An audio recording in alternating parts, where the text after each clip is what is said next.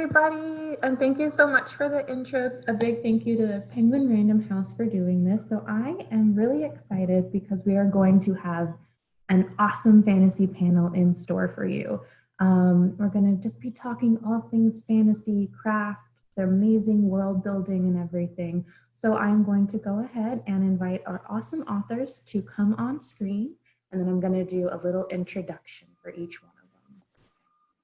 Hello, everybody. Hello. Okay, so first up we have Jeff VanderMeer, and he is the New York Times best-selling author of the Southern Reach trilogy, the first novel of which, Annihilation, won the Shirley Jackson Award and was made into a film by Paramount Pictures. His novel Born was the finalist for the Arthur C. Clarke Award, and his latest is the epic fantasy Misadventure, A Peculiar Peril, and the cover for that is absolutely gorgeous. I've been like drooling over that one. And then next to him on the same screen, we have Ann Vandemere, and she is a multi-award winning editor. She currently serves as an acquiring editor for Tor.com and Weird Fiction Review, and is the editor in residence for Shared Worlds Teen Writing Camp. She has co-edited many anthologies with her husband, Jeff, including The Weird, The Big Book of Science Fiction, The Big Book of Classic Fantasy, and The Big Book of Modern Fantasy. Next up, we have Naomi Novik, is the acclaimed author of the Chimera series, which began with His Majesty's Dragon. She has been nominated for the Hugo Award and has won the John W. Campbell Award for Best New Writer, as well as the Locust Award for Best New Writer and the Compton Crook Award for Best First Novel.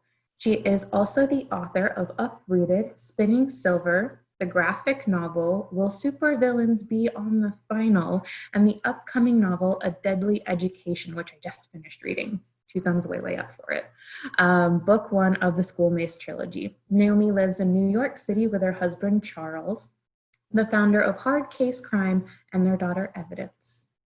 Sarah Kuhn is up next, is the author of the popular Heroine Complex novels, a series starring Asian American superheroines. The first book is a Locust bestseller, an RT Reader's Choice Award nominee, and one of the Barnes & Noble sci-fi and fantasy blog's best books of 2016. Her YA debut, the Japan-set romantic comedy I Love You So Mochi, is a Junior Library Guild selection and a nominee for YALSA's Best Fiction for Young Adults. She has also penned a variety of short fiction and comics, including the critically acclaimed graphic novel Shadow of the Batgirl and the Star Wars audiobook original Dr. Aphra. A third-generation Japanese American, she lives in Los Angeles with her husband and an overflowing closet of vintage treasures. Then next up, we have got AJ Hackwith. AJ is a queer writer of fantasy and science fiction and also writes sci-fi romance as Ada Harper. She is a graduate of the Viable Paradise Writers Workshop, and her work appears in Uncanny Magazine and assorted anthologies. She is known to be summoned by an arcane circle of fountain pens and classic RPGs, or you can find her on Twitter and other dark corners of the internet as sorry, that's the handle in here, at AJHACKWITH. And then The Archive of the Forgotten is actually the sequel to her debut novel, The Library of the Unwritten, and that is coming out this October. And then last but certainly not least, we have Nnedi Okorafor, is the daughter of Nigerian-born Igbo parents. She grew up in the Chicago area with frequent trips back to Nigeria. There she absorbed the history and mythology that infuses her works of science fiction and fantasy. She has received the Hugo, the Nebula, the World Fantasy Award, and the Locust Award for her work. Ms. Okorafor holds a PhD in English, and she lives with her daughter in the suburbs of Chicago. And her first book for middle grade readers, Ikenga, just released this week, so happy birthday! And so I am familiar with all of you because the bookstore I work at specializes in sci-fi and fantasy, and I have seen all of your names on our shelves for many, many years. So I feel like people love the world building that all of you do, but you're all very different at it. So one of the questions that I wanted to ask you to kick things off is, can you talk to us a little bit about the cultures that have influenced the cultures you've created in your books? Because I feel like with sci-fi and fantasy, you're very much creating a culture, regardless of how close or unclose it is to the real world we live in. So if you could tell us about the cultures that have influenced the cultures you've written in your most recent books, or just kind of in general to start things off. And AJ, how about you go first? I'll just start naming names or whatever's easiest for everyone. Sure. Much of my fantasies deal in Library Then Written deals with modern day America, but I know that I was very careful when I approached the afterworld realms of different religions. We had Valhalla, and you see even a few more in the book too. I wanted to make sure I distinguished those realms from religious beliefs of active practitioners today, because I didn't want to be making my interpretation speak for cultures that I'm not a part of. And so, like with Valhalla, I made sure in the book to emphasize that the Valhalla as it's presented in the realm and the way the realm is shaped by current beliefs. And so like Valhalla has been shaped by pop culture and comic books and things of that nature too. Because I think it's important, especially when you're writing a book that covers maybe perhaps a whole bunch of cultures and beliefs and people, that you have a responsibility to do the research and to speak from a place of authenticity. But I think you should also make sure that if you're including things that you're putting a spin on, that you make sure it's obviously a fantasy spin and not fantasy culture X, Yeah. Sarah, do you want to go next? Sure. I know this is always the weird part of Zoom panels, is I feel like we're all scared to like talk over each other, and then everybody starts talking at once, and it's a whole thing. So I appreciate the call out. I write urban fantasy, so it's pretty close to our world. My books are mostly set in San Francisco. So I was like, is that like a hipster culture? Like, what is that? But I would say that they are definitely influenced by what I consider to be my culture, which is Asian American culture, which is, a big, messy, very, very diaspora thing. And I think those elements come through, maybe not so much in the actual fantasy elements, but in the, in the lives of the main characters.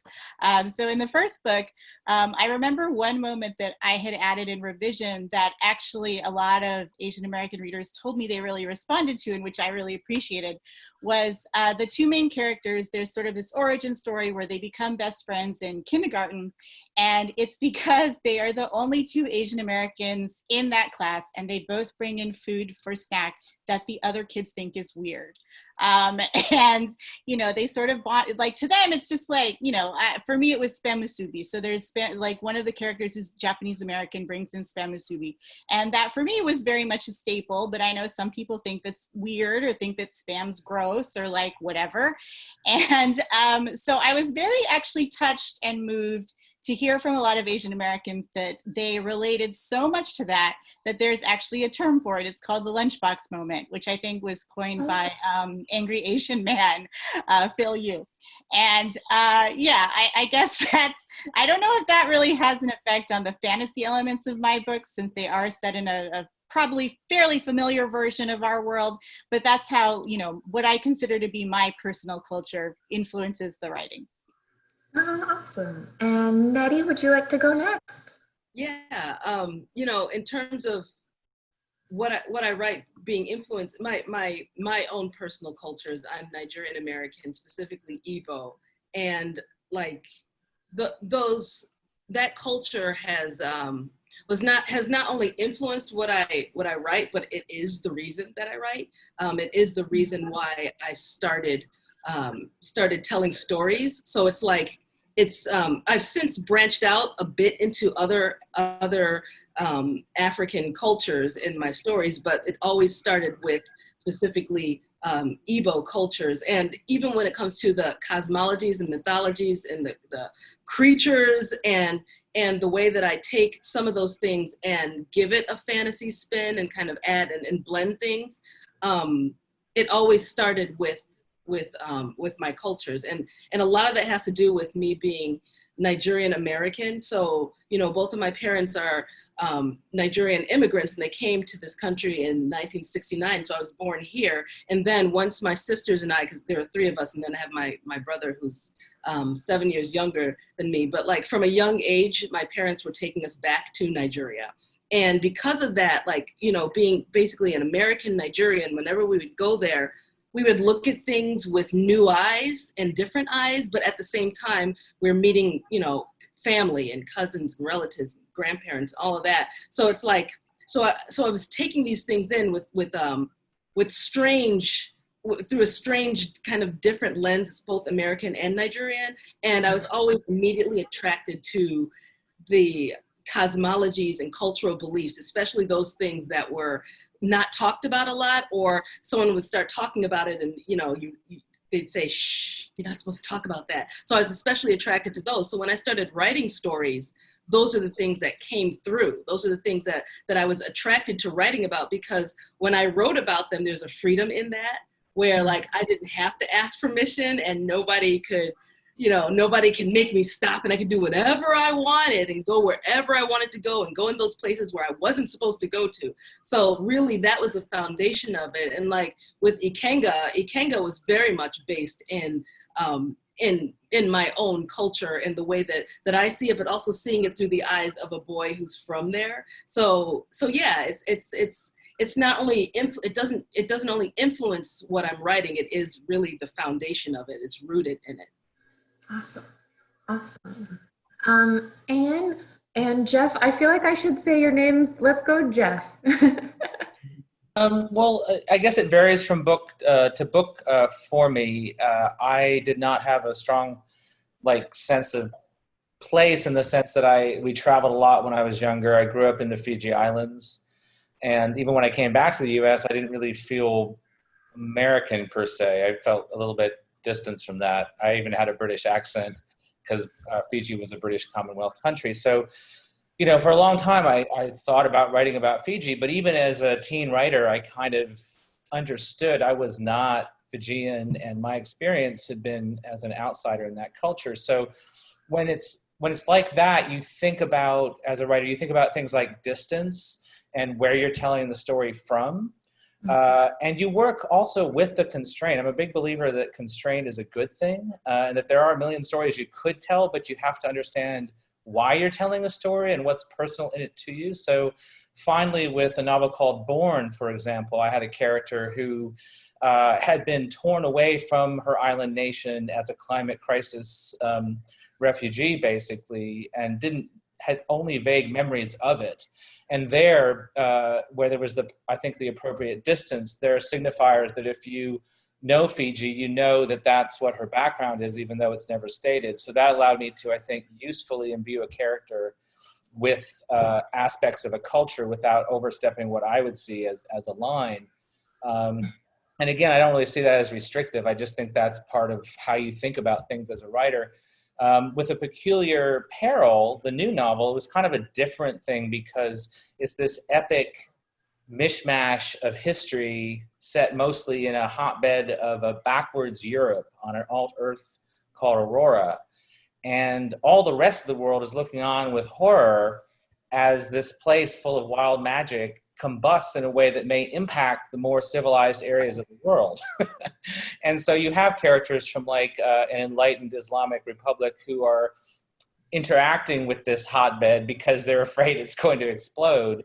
And you have emissaries from places like what we think of as the Americas that have not actually been colonized by the Europeans in this all-Earth, interacting with this Europe. But I don't actually have those other settings in the two novels. And that's another issue with regard to culture and overstep.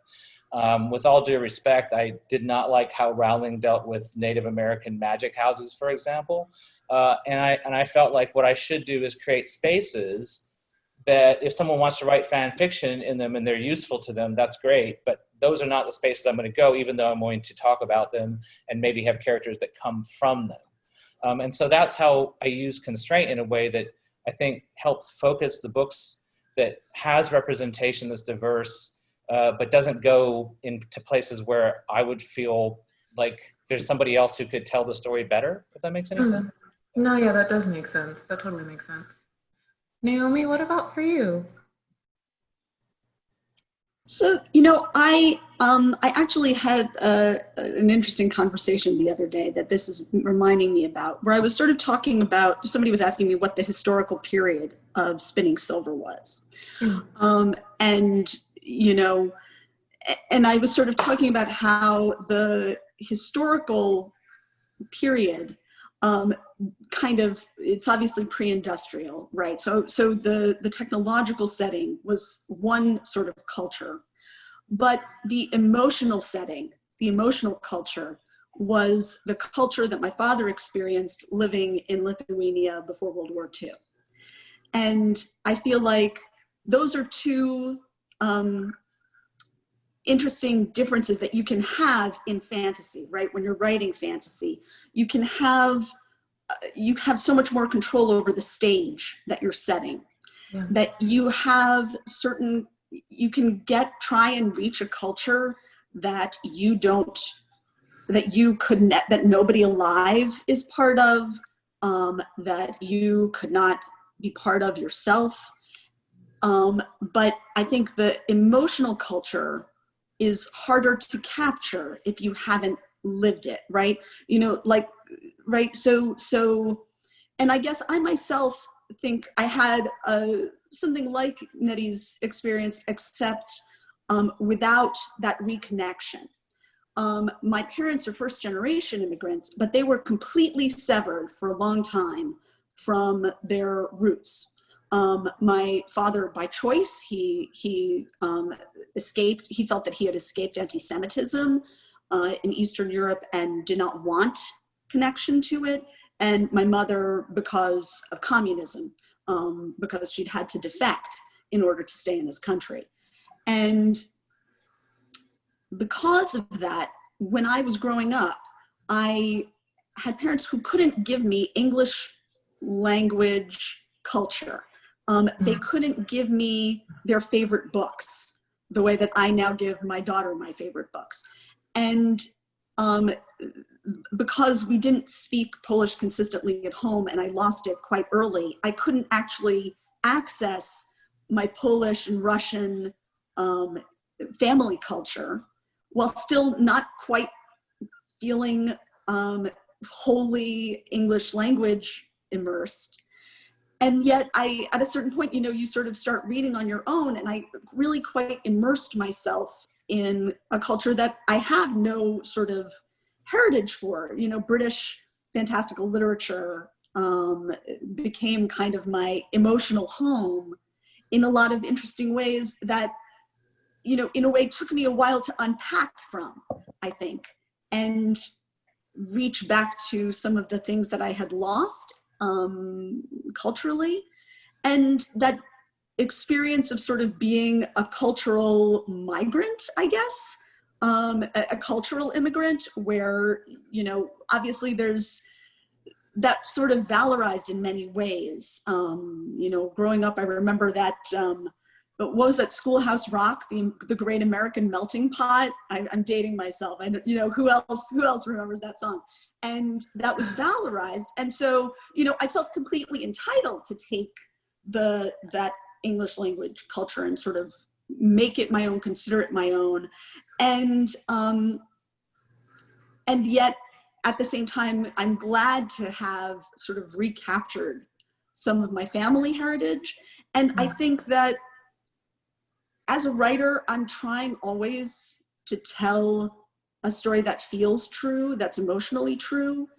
And I think that there are stories that you can tell about other cultures, and people from other cultures, as long as you can find that emotional connection between your own sort of experiences and your own emotional and cultural experiences. So that's my answer, I guess. Awesome. I think I love always asking about culture because it really does affect everything from how characters view cat butts to death to everything. Literally, it affects so much of the things that you don't even think about that your characters interact with and what they experience. So kind of continuing into world building things. And one of the questions I have is whether it is a magic system that you're creating or a science system that you are creating or that's similar to what we already have, kind of how do you go about figuring out how that system is going to interact with the world you're writing? Do you like to take like an insane amount of notes and like write out a whole magical system and plan everything? Or does it just kind of naturally flow when you're writing? How does the interaction of those systems integrate into your worlds?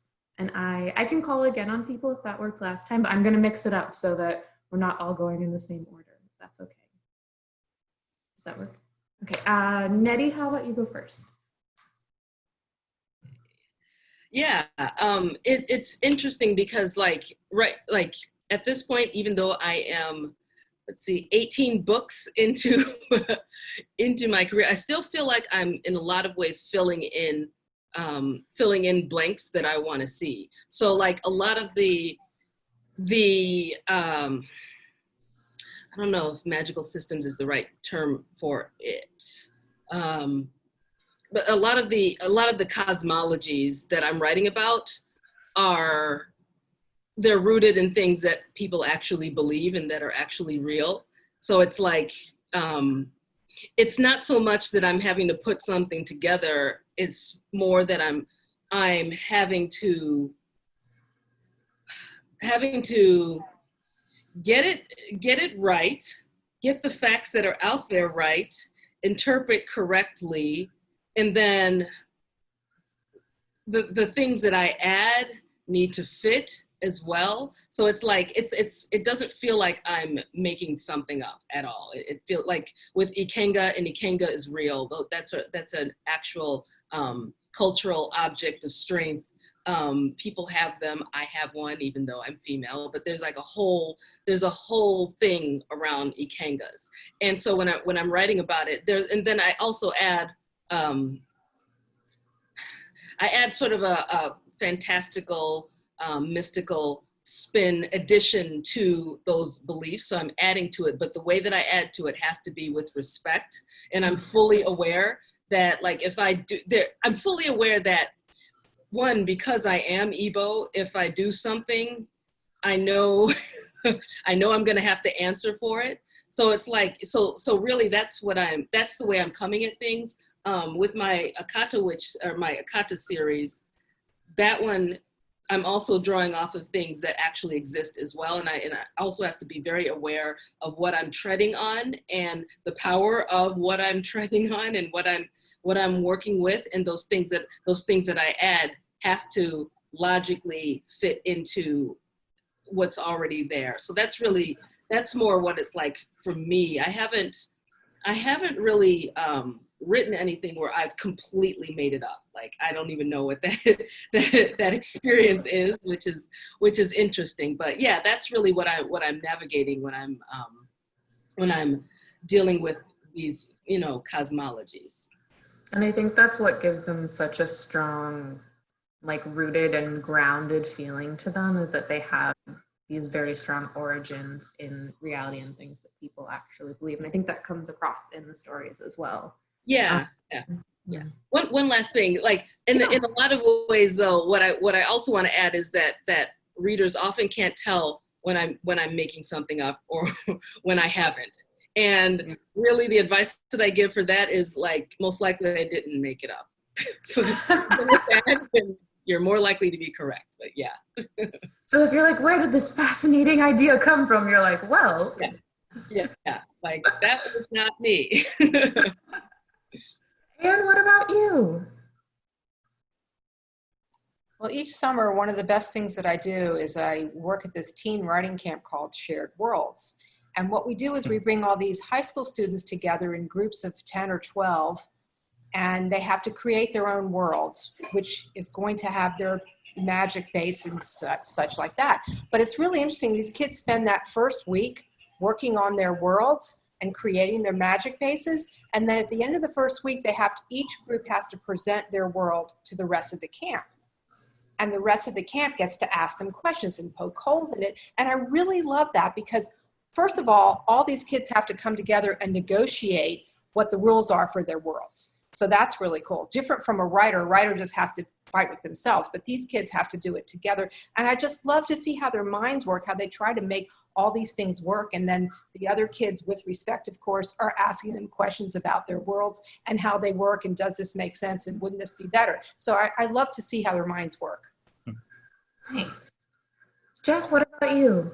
Well, I think like for Peculiar Peril, there were things that about the magic system, I use system loosely, that for Aurora, the alt Earth, sorry again,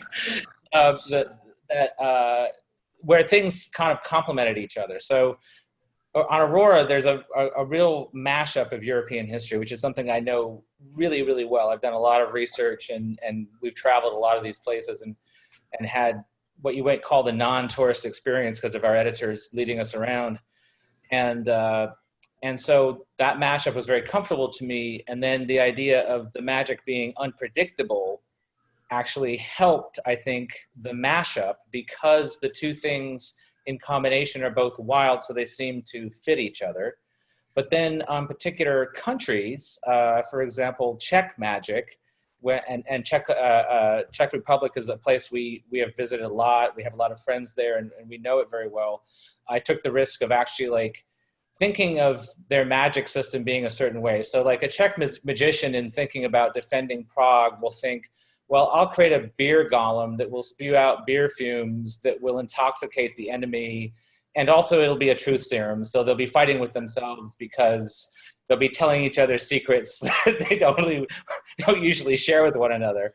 And so I took a risk with that because we know people there very well, and I knew that I could run it by my Czech editor because they had bought the book, and so there are a lot of actual jokes about Prague and whatnot that my editor there kind of vetted, and so the wildness basically is what came through, and it's grounded in most of the settings actually being places that we've visited, and actual rooms and things are based on knowing the granularity and the texture of a place you're in. And that allows the magic to be wild. So it's hard to answer the question except to say that I didn't really think very much about systems. I just had fun with it and tried to capture like the spirit of something while I was doing it. I think that's the awesome thing about writing is that everyone has a different way that it comes about and flows out of them. So that's why I like asking, because I know some people could have like a whole tomb of how their magic system works. And then for other writers, it'll just be like, it lives inside of me. AJ, what about for you? Yeah, I mean, jumping off of what Jeff said, I think that when I started writing Library of the Unwritten, it was an organic system. And as I started writing book 2 and 3, I realized I needed to, as we were exploring more of the world, I needed to develop it more. But I didn't really try to write a system for the magic because to me, I think you can tie yourself in knots trying to write a magical world that everyone's going to accept and that everyone is going to buy into. And that's not possible. So for me, I really sat back and I looked at my book and I thought, who is the reader of this book and who is this book made for? And for this fantasy and Library of the Unwritten, it was for book lovers and librarians and bookworms and those little kids that, hid from the bullies in the back of their libraries like I did when I was a kid. And so I realized that the magic system I was building had to make sense primarily and very first for those people, for those readers. And if, the hardcore engineering sci-fi nerds can poke holes in my magic, that's okay. Which is fun because it made the magic in that world, it got very meta in a way because the way the magic works in Library of the Unwritten, especially in the library itself, is it has to make sense from a story's perspective. It just has to feel like a good dramatic sense for a story's perspective. So the magic system in Library of the Unwritten is very, very meta. I think a lot of longtime readers and writers will see a lot of inside jokes there.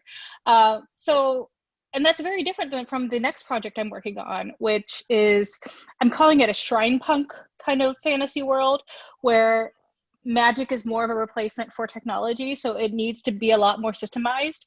And it's a whole patchwork of like domains of small gods, because all the big gods have been killed off, and all the technology and modern conveniences comes from the shrines and alliances with those gods. And so it's very different, because I did need to approach the magic system in a much different way. So I think it really can depend on the book and who you're trying to take along for the ride. Who's your primary company on the ride, what kind of reader it is. Naomi, what about for you? For me, I feel like, for instance, I'll talk about the most recent example. So for the Deadly Education, for the Scholomance books, they were very much, they're School of Magic books. And obviously they are, I would say their family tree comes from the Scholomance legend on the one side, but Harry Potter very clearly on the other. And the big question for me, and so some of the questions for me was, why is magic free in Harry Potter, right? And, and I didn't want magic to be free. And so I would say that that's generally how I handle magic in actual magic in my stories, which is I come up with the constraints, the limits that I'm going to set for myself on magic, or on, for instance, in the Temeraire books, I sort of constrained myself that I had to be able, whenever I was changing something that happened in history, I had to be able to tie it directly to Temeraire coming to the West. And for the education for Scholomance, it was very much about, magic always has to cost something, and it has to, the cost of it has to be commensurate to what you want. That there's essentially an economy, a functioning economy of magic. And from that, everything else flowed, all the other choices flow. And in general, I do agree that you don't really want to sit down and make all the rules of your magic system for a novel, the way that you would, for instance, if you were building a game system where your goal is fundamentally to provide a system for players to negotiate, for multiple players to negotiate between themselves. And I work for games, and so sometimes, and so when you're writing when you're doing that kind of writing, you have to keep in mind that in a sense, you're not fully in control of the story. You are letting go of some control of the story to the players and letting them participate in the storytelling process. And you're essentially trying to give them rules to arbitrate their experience. But when you're telling a novel, when you're writing a novel, the story is what matters. And I think that often, especially for new writers who often come from a tradition of role-playing games, it's easy to make the mistake of putting together all the rules first, and thinking that you have to build the whole world first before you can climb into it. And obviously you can.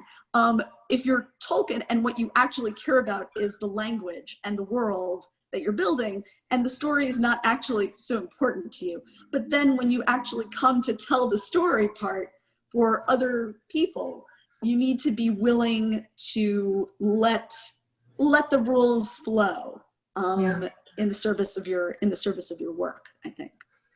And I love how you did it in Deadly Education. I think it's the best motivation for working out that I've seen a young character have in a long time. It goes back to, when you guys read it, you'll understand that joke, but it's about working out to get you, because you have to put in work for everything. I very much liked that principle. So what about for you?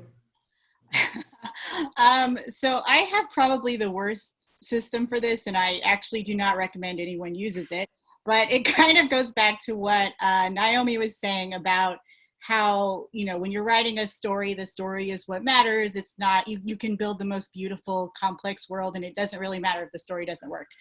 So I'm a very character-driven writer. And to kind of go back to something AJ said, the reader that I'm always writing for is me. So I just sort of assume that, you know, people reading my books are sort of looking at the characters first and then being interested in what's around them. And I always come up with the character first and kind of build the story and the world and everything else around them. But as far as my system, what I usually do, because the heroine complex books, one of the things they're sort of known for are these very over-the-top comic book influenced ridiculous concepts. So what I usually do, which again, I don't recommend anyone else do, is I come up with whatever the most ridiculous concept is that I can think of, and then I figure out how it works. So in the first book, that was demon cupcakes. I knew I wanted there to be an opening scene with demon cupcakes, and then I had to figure out how that worked. So I did that. The second book, I wanted there to be literal bridezillas stomping the San Francisco waterfront. So then I had to figure out how that worked. The third book, what was in the third book? Oh, right. I wanted there to be giant killer porcelain unicorns. And actually, I came up with that concept before I had written much of anything, because I had to send something to the cover designer, and I didn't tell my editor I actually hadn't written that scene yet, or much of the book at all. Hopefully she's not watching this, but I was like, okay, how does that work? And every time it's a very torturous, weird, not recommended process. But I do try to go back to what many people have said, which is, at the end of the day, it just has to make sense with what you've set up. It doesn't necessarily have to make sense in the real world or in someone else's magic system or whatever. So with the fourth book in Heroine, which is Haunted Heroine, which I knew I wanted to be set at Halloween, and I knew that I wanted it to be set at a haunted women's college that is basically based on the haunted women's college I attended when I was younger. And so I went to my editor and I pitched it, and I said, the enemy in this one is ghosts. It's ghosts. And she was like, the world you've set up, the enemy is demons. Like, there's like, how does that make sense that it's suddenly ghosts now? And so then I had to figure out how the ghosts were sort of powered by demons, or how they related to them, or if this was something totally new that I had to build a new thing for. And I will say that I am proud of myself. I think I did make it make sense. We'll see what the readers say. But yeah, I am so drawn to big, shiny, weird, ridiculous concepts. So I usually come up with whatever that is, and then I try to make it work. And again, I don't recommend this. I think I can safely say that we all love weird, awesome things. So I think that's a great inspiration to go from. And we have questions coming in from the audience that I'm going to take us into. But one comment I did have on is I love what you guys were saying, because I think it ties into, there's always an agreement with media and people who are consuming it for that suspension of disbelief a little bit, where you both have to go in with this agreement that you're going to go in and enjoy this world. And so I love how all of your answers kind of tied into that. But okay, let us dive in through some audience questions. This one, Anonymous asks, why do you think fantasy is so important? And I'm going to do that to fantasy and sci-fi. Why do you think fantasy and sci-fi is so important to write and read? What do alternate worlds tell us about our own? And let's see, Jeff and Anne, let's start off with the two of you for this one. Well, clearly, I'm a firm believer in fantasy stories. And I think that fantasy was the earliest stories. The earliest stories that we told each other were built on imagination and taking what we know about the world around us and then extrapolating for that and making it different. And I think that always speaks to us, and it's universal. It's not just something for this time period or this age group. I really feel like fantasy stories are universal, and they speak to us in so many different ways. And that's one of the reasons why I have always been a fantasy reader and always read those kind of stories in science fiction about the future, fantasy about the past, and the present, and it mixes everything together, and it allows us to explore our imaginations more fully, because it grapples with so many of those questions that we deal with every day. What's my purpose in life? Why am I here? What's my relationship with the world? And I think that that's probably the most important thing, because through fantasy fiction that you read, you're able to see the world that you live in through so many different eyes, through the eyes of the writer you're reading, through the eyes of the characters that you're reading about. And I believe that fantasy fiction brings that to you in a way that no other type of fiction can do. Well, I think one thing briefly that we found with the big book of modern fantasy is that there was a lot of stuff that was dealing very relevantly with social issues, with all kinds of things about the modern experience, even industrialization and whatnot. And what fantasy allowed was the distance to observe it from the right angle to make a comment on it. And I think that that worked for me too as a novelist, that when there are current events, the only way I can sometimes, even a couple years later, even think about incorporating them is through the lens of the distance of another world or a totally different setting or some fantastical element. Yeah, it's interesting how it almost puts up, it's like you said, the distance, it kind of puts up a wall where you're almost a little bit protected, because you're like, wait, this isn't about me. This isn't about something that like affects me. And you're able to view it without having almost such like a defensive reaction, and to really kind of get a better scope as to what's going on, because you're like, oh, this is a fantasy world. It's not real. And you're like, oh, wait a second. This is going on in reality. Naomi, how about you? The other piece that I would add to that, which I agree with everything Ann and Jeff said, the other piece that I would add is that fantasy, speculative fiction in general, lets you amplify your stakes to the level where they feel like the stakes that the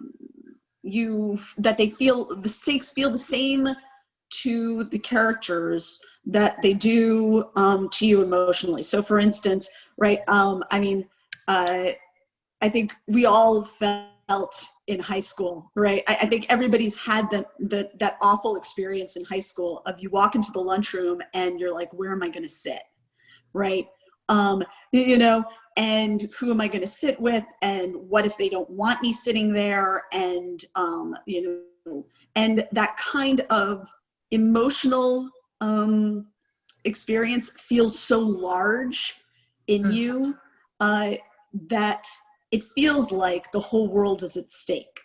And for instance, when you're in fantasy or speculative fiction, it lets you make the world be large enough so that it really is the world at stake sometimes. And I think that goes not just for that particular experience, but for a lot of other experiences, that you can give the characters, you can sort of amplify the consequences of the actions of the characters, and thereby essentially make their decisions feel so terrible and so momentous that it sort of makes it easier in a way to cross the empathic divide, I think, between you and a character. And I think that's kind of one of the things that I love about fantasy as well. I think the amplifying is important, because I think you'll always hear every author and reader say, everyone will be like, I love this character. And inevitably, the fan favorite of any story would be the most horrible human being in real life. But in fiction, it's that amplifying of all these characteristics and the dramatic versions of it that makes the just so much more impactful and endearing to people. Sarah, what about you? When I was younger and discovered the sci-fi fantasy section at my library and was just so excited, I grew up Asian American in a very small, very white town. I was one of the only not white people there. And I think that discovering fantasy and discovering other worlds made me feel like there was something else out there, that there was something a little bit bigger, that there was something I could kind of yearn for, that, you know, the existence that I was in would not be that existence forever.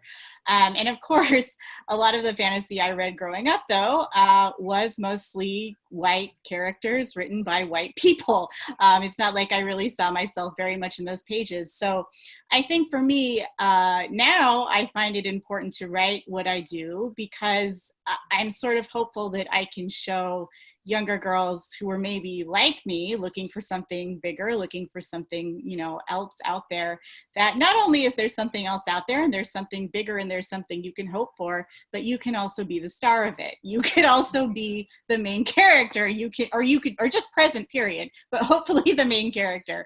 I think, you know, that wasn't something that I don't think I even comprehended the importance of until I started actually seeing more fantasy centering people of color by people of color, and then writing it myself. It really opened my mind up. So yes, I think it's important both to sort of show yourself that there's something else out there, but also to show other people that there's something else out there.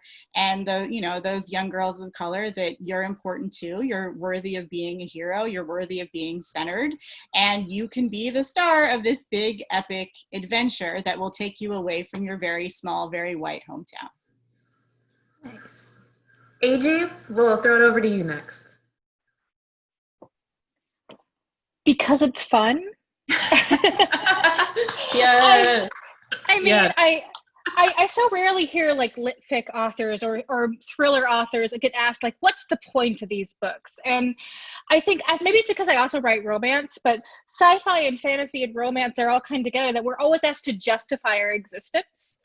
And I think that joy and the enjoyment you can get out of reading can be its own purpose and its own reason for existence. It doesn't need a utility that has some wider social implications. There are plenty, and I agree with what everyone has been saying, but it can be because it brings you joy and it widens your world and it makes your life better to be able to read these stories and imagine dragons hiding behind the bushes of the library. You know, I think that there's so many good things that fantasy gives us, and so many cognitive tools that fantasy gives us to see ourselves and things, see us as heroes and stuff. But I think that it's the joy too. And I think that people who can find that joy in fantasy and sci-fi and romance, or any books really, really young, you know, you have a well of it that you can build up over your lifetime. And I think that joy is a perfectly valid reason. I love that. I don't know if you guys ever had this, but it's like the teacher in your English class who was like, let us look at this poem and let us find all the deeper meanings. And you're like, but can't it just sound pretty or be fun? And I think there are so many important messages, and of course, never to negate that. But there's nothing wrong with having fun. So heck yes to that. How about you? Everything AJ just said. Nothing else to add. It's fun, and I don't think I don't think we need to justify like why is it important. Even that question, I don't think I've ever sat down and asked what as a science fiction and fantasy writer, why do I think what I'm writing is important? Like my initial response to the question is like, I don't know. You know, it's enjoyable. I enjoy doing it, and I don't like to overthink it. And yeah, so yeah, everything AJ said. And could I also add that fun is also important. And I think a lot of us are quite intensely aware of that this entire year. You know, you can tell it's almost like there's this pressure when those questions are asked where you have to give this very academic, existential answer. And it's like, no, stuff can just be for fun and enjoyment. That's totally valid. And I got to say that because everyone said the smart things ahead of me. So we need both. Yeah. So the next question, this is kind of a faster one because I hate to say this, but we are starting to run a little bit shorter on time. But this is always a good one. But what classic fantasy book or author inspired you the most to write? And this is from Catherine. And Naomi, go for it. I saw your hand. Sure. No, I feel like that's an impossible question to answer. I would much rather answer the other one for like 3 dissertation lengths than like pick one. Pick one. What is this? Pick one. You know, I'm sorry. I will do the right. I will name you know, Robin McKinley, Here in the Crown and the Blue Sword. Partly because they were deeply inspirational, but partly because I also felt like I could imagine, they let me imagine writing a story like that. And I sort of felt like I could feel my way into that kind of story at the beginning. So let's name her. Let's see. Sarah, you next. Yeah, I mean, I would say that for my own personal work, it's maybe less books and more just a collection of like X-Men comics and classic Asian martial arts movies and like a bunch of stuff like that thrown into a blender. But author-wise, you know, I might say Charlaine Harris, because I feel like that the Suki Stackhouse books were one of the first series I read where she really put a lot of those elements into a blender. Like there was some fantasy, there was some romance, there was some mystery, and again, it was all very character driven, and the kind of series that, you know, you want to follow for like double-digit books. So I feel like she was definitely a big inspiration for me. Nice. Nnedi, you next. This is such a hard question. I know, the favorite question is like impossible to answer. Yeah. Oh my God, I'm just floundering here. Because I don't know if these are fantasy or what they're categorized as. So I'm just the books that popped into my mind, it continues to be Ben Okray's Famished Road. I don't know if that would be considered, I don't know what it is, but it's very, yeah, Famished Road. I'm going to stick with that. The Moomins, these are all Moomin books, because they were some of the first novels that I read, and they showed me like this weird juxtaposition between the mundane and calm and the magical at the same time, and I just love that. Books, but whatever. Hayao Miyazaki's work. Yes. Yeah, just in general, because yeah, I'll leave it at that. I could just go on and on about his work, but like there are themes that he's always dealing with, and his female characters, all of that, that have greatly impacted me. But and then there's like Satanic Verses, Salman Rushdie. Like I'm all over the place here with like I couldn't name one thing. Just because as it's already been mentioned, it's just a whole bunch of things. It's hard to mention one thing. Yeah. I'm glad I don't have to answer this, but AJ, I'll let you answer it next. Yeah, I think everyone's just rejecting your question entirely. But I read so much as a kid. I read, Gaiman was really, really impactful on me. Anne McCaffrey, all those. But I want to say, like, what actually like inspired me to start writing was actually when I was a kid. I played on a text-based RPG, a Moo, Muds, Mushes, and the collaborative storytelling nature of those. It was basically based on Anne McCaffrey's Dragonaires of Pern books, and the text-based nature of those, and the collaborative storytelling that you did in there actually just was such good training for generating stories on the fly. It's very like improv storytelling, and then later fanfic. I mean, you can't beat fanfic. So if there's an author that inspired my career, it's every fanfic writer out there. I think there's always forms of retellings and sparks of inspirations from everything you consume. So Anne and Jeff, I will let you guys, what about you? As a child, the books that informed me the most was the entire Wizard of Oz series. My dad had all of those books, the original ones with the original illustrations, and those were the ones that informed me at an early age to love that type of fiction so much. And then I also want to make a shout out to Maurice Sendak, Where the Wild Things Are. And unfortunately, I didn't come to Moomins until I was a grown-up, but yes, Moomins. For me, a lot of the things that Nnedi said are things that I also feel are very influential.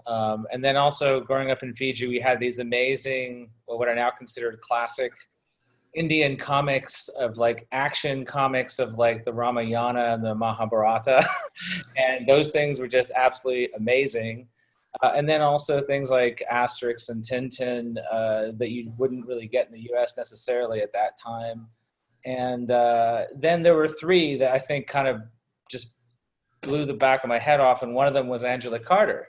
I didn't know you could actually write like that until my creative writing teacher in high school said, you need to read The Bloody Chamber. And I couldn't believe it. I before that, I didn't really know you could even do that. And that kind of gave me something that made me understand, you know, why people sometimes said my prose was too rich or too purple or whatever. And it was, you know, this was actually the model for doing that successfully. And so that, and then Stephan Chapman's The Troika, which I read later, which breaks every single rule of writing that you can possibly break, and is one of the most poignant and still most relevant novels I've ever read. Hi, Periwinkle. And so those are the moments that you remember, the books that kind of like make you come to them and they rearrange your brain. Angela Carter was one for me too. I had a teacher in college give us The Bloody Chamber, and I was like, I'm actually enjoying an assigned reading thing. What? It's phenomenal. So we only have 2 minutes left, which breaks my heart. So I'm going to let everyone, we're going to do a quick speed round. If you guys could all tell me what you're currently working on and what our readers can expect from you next. I know to ask you to do that very quickly is challenging.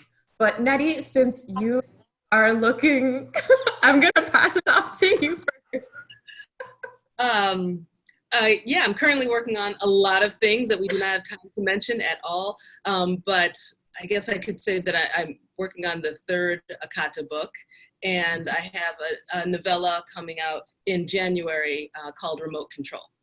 There. Awesome. AJ. Sure. I just turned in the 3rd book of the Hell's Library trilogy. Book 2, The Archive of the Forgotten, comes out October 6th. And then I'm preparing for the Shrine Punk story I talked about. I'm hoping maybe that can be the next books if my editor approves. So Fingers crossed. Ann and Jeff? In December, I have a reissue by FSG of my 3 Ambergris novels as one huge-ass 1,000-page hardcover. And then I just turned in a novel called Hummingbird Salamander, which is an eco-thriller and has probably my most unique protagonist since Annihilation. So I'm very excited about that. It's out in April of next year. It sounds fascinating, too, for your protagonist. I was reading that, and I was like, okay. Anne, anything on your end? Well, the big book of modern fantasy is my last big book. So right now I'm just trying to take a break, reassess. I'm still reading fiction and acquiring fiction for Tor.com. Very excited about that. Look for some exciting things coming out there, and we'll see what happens in the future. Yay! Sarah? Yes, my 4th heroine complex book, Haunted Heroine, just came out. That's the Halloween Haunted Women's College one. If you want, you can read it and see how I made that make sense. I'm starting to work on the 5th heroine complex book, which comes out July of next year. And I also just had my Star Wars audio drama just come out, which is about Dr. Aphra, who is like the best character in Star Wars. And if you don't know her, you should look her up. And Naomi. Well, A Deadly Education is coming out September 29, so that's exciting. And October 1st is my deadline for handing in the final revisions to book 2, which is called The Last Graduate. And yeah, so that's what I'm working on for now. Awesome. So I just want to say thank you guys so much. It's been such a pleasure getting to talk to all of you. I feel like I could talk to you for hours and pick your amazing author brains, but it has been my honor getting to host. Thank you so much to Penguin Random House for having us, and for everyone for attending and all of your great questions, and just for loving fantasy and science fiction and this awesome world that we all get to live in. So thank you so much, everybody.